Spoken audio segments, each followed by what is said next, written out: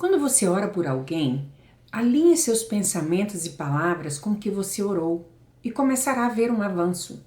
Não estou sugerindo que você perca o equilíbrio. Se seu filho tem um problema de comportamento na escola e um amigo lhe pergunta como ele está se sentindo, o que você deveria fazer se na verdade nenhuma modificação aconteceu? Você pode dizer: bem, ainda não vimos um avanço, mas creio que Deus está trabalhando e que esta criança é uma fonte de influência para o Senhor. Nós a veremos mudar de glória em glória, pouco a pouco, um dia de cada vez. Ponto 5. Desenvolva uma mente agradecida. Entrai por suas portas com ações de graça e nos seus átrios com hinos de louvor. Rendei-lhe graças e bendizei-lhe o nome. Salmo 100, 4. Uma pessoa fluindo na mente de Cristo encontrará seus pensamentos cheios de louvor e ações de graças. Muitas portas são abertas ao inimigo por meio da queixa. Algumas pessoas são fisicamente doentes e têm vida fraca e sem poder por causa dessa doença chamada queixa, que ataca os pensamentos e a conversa das pessoas. Uma vida poderosa não pode ser vivida sem ações de graças. A Bíblia nos instrui repetidamente no princípio da ação de graças. Queixar-se em pensamento ou em palavra é um princípio de morte, mas ser agradecido e mostrar isso é um princípio de vida. Se uma pessoa não tem um coração, a mente agradecida, a ação de graça não sairá da sua boca. Quando formos agradecidos, diremos que somos. Seja agradecido em todos os momentos. Por meio de Jesus, pois ofereçamos a Deus sempre sacrifício de louvor, que é o fruto de lábios que confessam o seu nome. Hebreus 13, 15. Quando oferecemos ações de graças? A todo momento, em cada situação, em todas as coisas, e assim fazendo, entramos na vida vitoriosa, na qual o diabo não pode nos controlar. Como ele poderá nos controlar se formos alegres e agradecidos, independentemente de como as nossas circunstâncias estão? Certamente, esse tipo de estilo de vida algumas vezes requer sacrifícios de louvor e ações de graças, mas prefiro sacrificar minhas ações de graças a Deus do que sacrificar minha alegria a Satanás. Aprendi, da maneira mais difícil, que se me torno resmungona e me recuso a agradecer, então acabarei abrindo mão da minha alegria. Em outras palavras, perderei a alegria para o espírito de queixa. No Salmo 34:1, o salmista diz: bendirei o Senhor em todo o tempo, o seu louvor estará sempre nos meus lábios. Como podemos ser uma bênção para o Senhor? Deixando o seu louvor estar continuamente em nossos pensamentos e em nossos lábios. Seja uma pessoa agradecida, cheia de gratidão, não apenas em relação a Deus, mas também em relação às pessoas. Quando alguém faz uma coisa boa para você, deixe-o saber que você apreciou a atitude dele. Mostre apreciação em sua família entre os vários membros. Muito frequentemente, tomamos como de direito as coisas com as quais Deus tem nos abençoado. Uma forma certa de perder alguma coisa é não apreciá-la. Prezo meu marido. Nós estamos casados por um longo tempo, mas ainda digo que eu prezo. Ele é um homem muito paciente, de muitas formas e tem muitas outras boas qualidades. Sei que deixar que as pessoas saibam que nós a apreciamos, mesmo mencionando especificamente certas coisas pelas quais somos agradecidos, ajuda a construir e a manter bons relacionamentos. Trabalho com muitas pessoas e ainda continuo a me surpreender como algumas delas são tão agradecidas por cada pequena coisa que é feita para elas, enquanto outras nunca estão satisfeitas a despeito do que é feito por elas. Creio que o orgulho tem alguma coisa a ver com esse problema. Algumas pessoas são tão cheias de si próprias que não importa quanto os outros fazem por elas, pensam que merecem não apenas aquilo, mas muito mais. Elas raramente expressam a apreciação. Expressar a apreciação é bom não apenas para outra pessoa, mas é bom para nós também, porque libera alegria em nós. Medite diariamente em todas as coisas pelas quais você deve ser agradecido. Relate-as detalhadamente ao Senhor em oração e, à medida que fizer isso, você descobrirá seu coração se enchendo de vida e luz. Sempre agradeça por tudo. E não vos embriagueis com vinho, no qual há dissolução, mas enchei-vos do Espírito, falando entre vós com salmos entoando e louvando de coração ao Senhor com hinos e cânticos espirituais, dando sempre graças por tudo a nosso Deus e Pai, em nome de nosso Senhor Jesus Cristo. Efésios 5, do 18 ao 20. Que poderoso conjunto de versículos! Como podemos ficar cheios do Espírito Santo? Falando com nós mesmos por meio dos nossos pensamentos, ou com os outros por meio das nossas palavras, em salmos, hinos e cânticos espirituais. Em outras palavras, mantendo nossos pensamentos e palavras cheios da palavra de Deus, louvando sempre e dando graças por tudo. 6. Tenha a mente da palavra. Também não tendes a sua palavra, seus pensamentos, permanente em vós, porque não credes naquele a quem ele enviou. É por isso que não guardeis sua mensagem viva em nós, porque vós não credes no mensageiro que ele vos enviou. João 5,38. A palavra de Deus são os seus pensamentos escritos em um papel para o nosso estudo e consideração. Sua palavra é como ele pensa sobre cada situação e sobre cada assunto. Em João 5,38, Jesus estava criticando severamente alguns descrentes. Vemos nessa tradução que a palavra de Deus é a expressão de seus pensamentos e que as pessoas que querem crer e experimentar todos os bons resultados de crer devem permitir que a palavra dele seja uma mensagem viva no coração delas. Consegue-se isso pela meditação na palavra de Deus.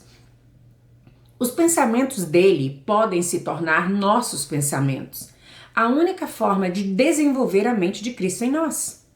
A Bíblia, em João 1,14, diz que Jesus era a palavra feita carne. Isso não teria sido possível se sua mente não estivesse cheia da palavra de Deus continuamente. Meditar na palavra de Deus é um dos mais importantes princípios de vida que podemos aprender. O dicionário expositivo das palavras do Novo Testamento, de Vine, define as duas palavras gregas traduzidas como meditar da seguinte maneira: cuidar, atender, praticar, ser diligente em, praticar no sentido principal da palavra, refletir, imaginar, premeditar. A outra fonte acrescenta sussurrar ou murmurar a definição. Não podemos enfatizar de forma suficientemente firme toda a importância desse princípio. Eu o chamo de princípio da vida, porque meditar na palavra de Deus ministrará vida a você e, enfim, aos que estão em sua volta. Muitos cristãos têm se tornado temerosos da palavra meditar por causa das práticas de meditação das religiões pagãs e ocultistas. Mas insisto em que você se lembre de que Satanás jamais teve a ideia original. Ele toma o que pertence ao reino da luz e o desvirtua para o reino da escuridão. Devemos ser suficientemente sábios para perceber que se a meditação produz tal poder para o lado do mal, ela também produzirá poder para a causa do bem. O princípio da meditação vem diretamente da palavra de Deus. Vamos verificar o que a Bíblia tem a dizer sobre isso. Medite e prospere. Não cesses de falar deste livro da lei. Antes, medita nele dia e noite, para que tenhais cuidado de fazer segundo tudo o que nele está escrito. Então farás prosperar o teu caminho e serás bem-sucedido. Josué 1:8. Nesse versículo, o Senhor está nos dizendo claramente que jamais colocaremos sua palavra em prática fisicamente se não praticamos primeiro mentalmente.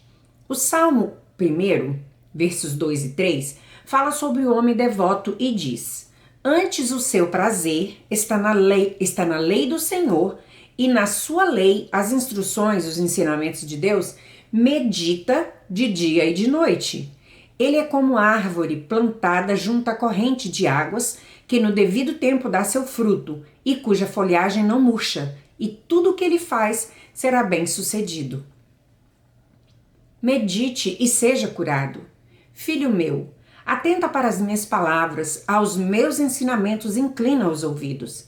Não os deixe apartar-se dos teus olhos, guarda-os no mais íntimo do seu coração, porque são vida para quem as acha e saúde para o seu corpo. Provérbios 4, do 20 ao 22. Lembrando-se de que uma das definições para a palavra meditar é atender, observe esta passagem das Escrituras que diz que as palavras do Senhor são fonte de saúde e cura para a carne. Meditar a palavra de Deus em nossa mente certamente afetará nosso corpo físico. Minha aparência mudou nos últimos 18 anos. As pessoas me dizem que pareço ser pelo menos 15 anos mais nova hoje do que parecia quando comecei a estudar diligentemente a palavra e fazê-la o foco central da minha vida inteira. Ouça e escolha. Então lhes disse: atentai no que ouvis, com a medida com que tiverdes medido, vos medirão também, e ainda se vos acrescentará. Marcos 4, 24.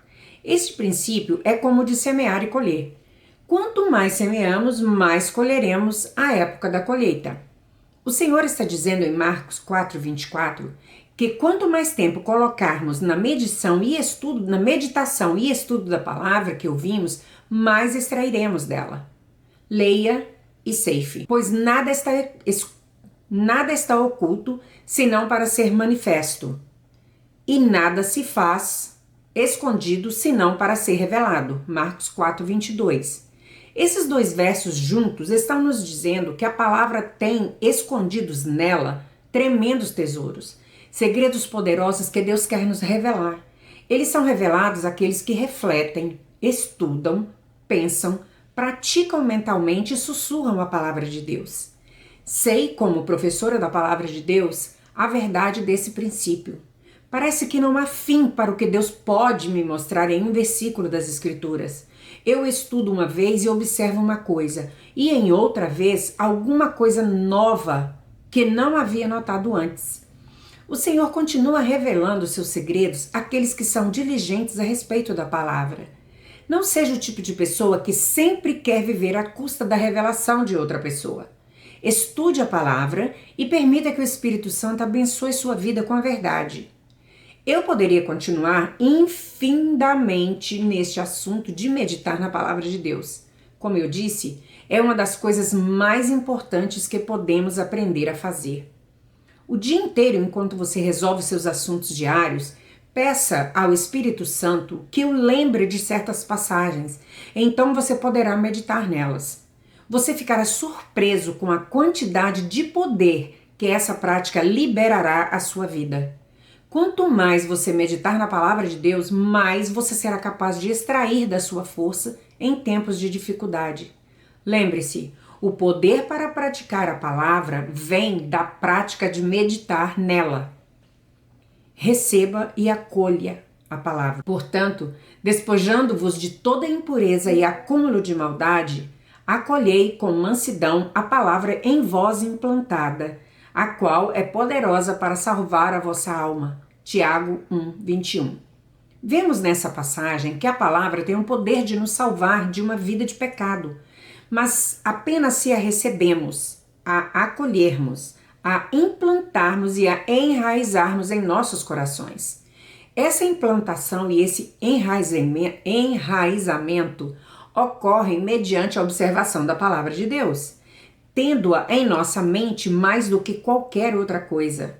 Se meditarmos em nossos problemas todo o tempo, nos enraizaremos neles mais profundamente. Se meditarmos no que está errado conosco ou com os outros, nos tornaremos mais profundamente convencidos do problema e jamais veremos a solução. É como se houvesse um oceano cheio de vida à nossa disposição E o instrumento que nos é dado para movê-lo é o estudo diligente e a meditação na palavra de Deus. Escolha a vida, porque o pendor da carne dá para a morte, mas o do espírito para a vida e paz. Romanos 8, 6.